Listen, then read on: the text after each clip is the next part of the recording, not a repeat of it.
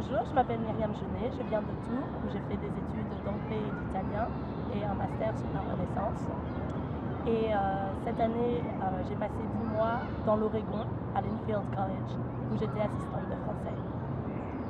Bonjour, moi c'est Elodie Fougeot, j'ai fait un M1 et un M2 en ce moment de recherche d'anglais à l'Université de Paris 3 sur Nouvelle. Je viens de passer 10 mois à Gardner Webb University en Caroline du Nord, en tant qu'assistante de français. Bonjour, je m'appelle Alexis Maquin, j'étais à Berry College en Géorgie. J'ai un master en histoire, j'avais été un assistant de français en Irlande du Nord auparavant et j'avais une année aussi universitaire au Canada à Montréal et j'étais donc assistant français, enfin plus enseignant moi, donc en Géorgie.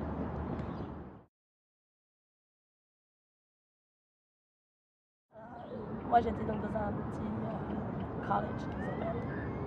Donc c'est une université privée, très chère, où il y avait 1500 étudiants. Leur point fort c'est pas vraiment les langues. Et donc j'étais en charge de donner un cours de conversation. C'était 1 heure par semaine.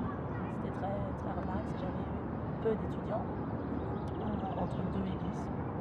Et j'ai aussi, au 2e semestre, j'ai donné aussi un cours, une des 4 heures de cours de français intermédiaire. Et autrement, j'avais beaucoup d'heures de tutorat, d'heures de bureau.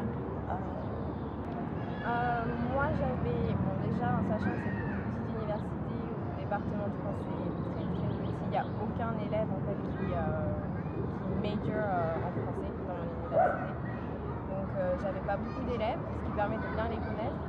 Et j'avais 10 heures de labo de langue en fait avec nous, c'était plutôt de la conversation et c'était agréable parce que ça devait être, je devais revoir ce qu'ils avaient fait avec les profs mais d'une manière un peu plus ludique, donc c'était jamais très sérieux et pourtant je pense qu'ils ont quand même appris beaucoup de choses. Et puis j'avais aussi des activités en plus discuter. Et puis après certains étudiants qui juste ont envie de parler un peu français de temps en temps, donc ils vous voient sur le campus et ils essaient de vous parler français, donc ça fait plaisir. Moi je suis peut-être le moins assistant des assistants. Moi j'avais en charge 2 classes, donc j'étais un professeur là-bas. Donc les 2 premiers niveaux de français, j'avais en charge approximativement une trentaine d'étudiantes. Et là j'ai tout fait, j'ai fait de A à Z tout le programme et j'ai occupé de tous les quiz, les midterms et les finals. Et donc c'est vrai que là c'était vraiment en tant que professeur, j'avais même des heures de bureau comme les autres professeurs avaient.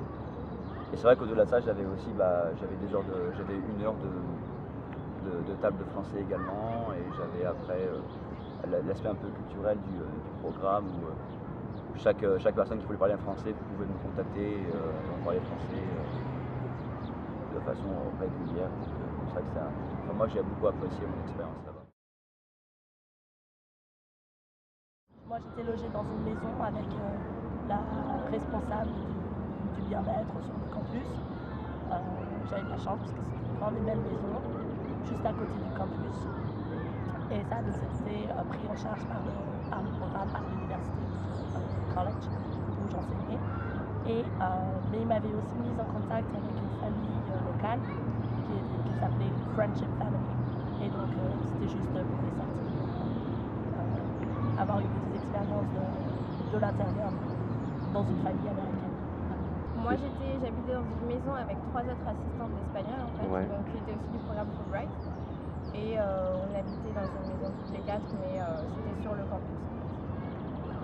Moi j'étais sur le campus, c'était un appartement qui était réservé pour moi, j'étais tout seul et j'étais dans la partie des professeurs, donc c'était bien.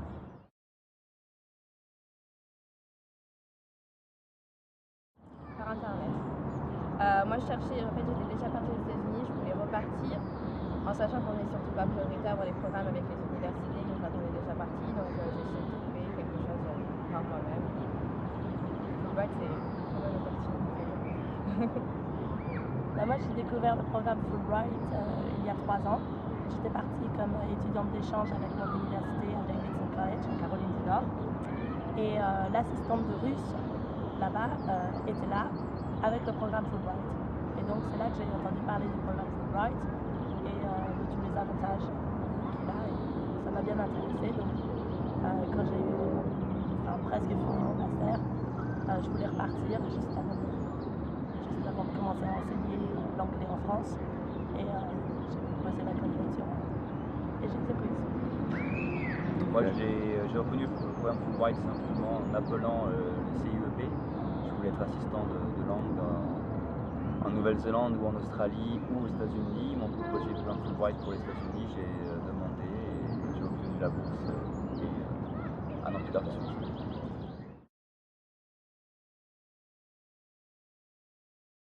Le voyage est payé, on est entouré, il y a vraiment un programme qui nous soutient derrière, qui nous assiste dans les démarches à la fois administratives et scolaires et universitaires. Donc c'est vrai qu'on ne part pas vraiment à l'aventure, on est vraiment, pas sous tutelle, mais presque. Moi, c'est l'idée du campus américain, qui est complètement différente de l'université en France, où on a plutôt l'opportunité d'être vraiment, c'est une communauté d'étudiants et on peut créer des liens plus facilement que dans une université française où, voilà, je sais pas, moi je sais que ça a absolument rien à voir. Moi, en fait, je suis partie, c'était pas tellement pour les États-Unis, c'était plus pour le programme finalement. Et oui, c'était pour pouvoir avoir cette relation, ce côté social. Et l'avantage avec Fulbright, c'est aussi qu'on on fait des rencontres non seulement américaines, mais aussi avec des gens du monde entier. Puisque au mois de décembre, il y a une conférence qui rassemble tous les assistants Fulbright. On était plus de 400 et qui viennent vraiment du monde entier. Alors moi je pense que c'est plus c'était pour la culture américaine. C'est vrai que les États-Unis font rêver beaucoup de Français. Et je pense qu'il y a un tout, c'était pour le sport US, c'était pour la vie américaine, les grosses voitures, la vie sur le campus à l'américaine. C'est vraiment un tout, s'il n'y a pas quelque chose de précis. Moi, donc, avec des études d'anglais en général, ça veut dire qu'on va devenir enseignante. Donc, en sachant que j'avais aucune expérience, j'ai jamais enseigné avec plus de 12 élèves, on va dire. Donc, ça m'a vraiment permis d'avoir cette expérience et savoir si vraiment ça me plaisait de faire ce métier. Et c'est vrai qu'en revenant, je me rends compte que j'aime tout ça. Moi, c'est pareil, l'expérience de l'enseignement et puis de l'enseignement dans des conditions quand même très privilégiées.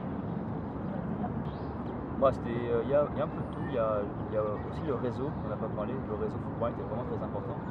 Et j'ai rencontré beaucoup de Fulbright et j'ai gardé beaucoup de contacts, tant avec les étudiants Fulbright, les assistants comme nous Fulbright, mais aussi dans l'administration. C'est vrai que j'ai rencontré des gens de l'administration américaine, par exemple, j'ai leur carte de visite, c'est toujours intéressant. C'est vrai que le réseau Fulbright est très important et est tellement immense, et quand on veut encore voyager à l'étranger dans quelques programmes ou même faire des stages à l'étranger, c'est encore c'est un véritable atout. Le programme Fulbright, quand les gens aux États-Unis entendent qu'on est assistant Fulbright, waouh, Fulbright, félicitations! C'est vrai.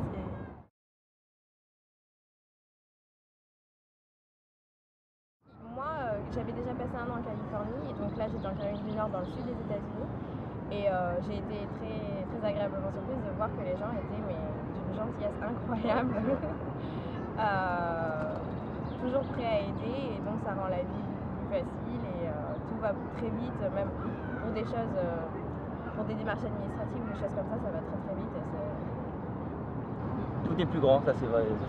Les verres, les voitures, les portions de nourriture, ça c'était bien d'ailleurs. Et c'est vrai que tout est plus grand. Dans les verres, on met tout le temps des glaçons dans les restaurants. Ça, j'aime pas trop l'eau fraîche, donc c'est un peu des avantages. Et il y a plein de petites choses comme ça qui font justement le véritable atout Fulbright. C'est de partir aux États-Unis, c'est justement voir ces différences culturelles et revenir et après les faire partager avec nos concitoyens français. Et la position d'assistant, je pense, c'est vraiment chouette pour ça, parce qu'on est à la fois, on arrive à avoir une vision du campus à la fois en tant qu'étudiant et en tant que professeur.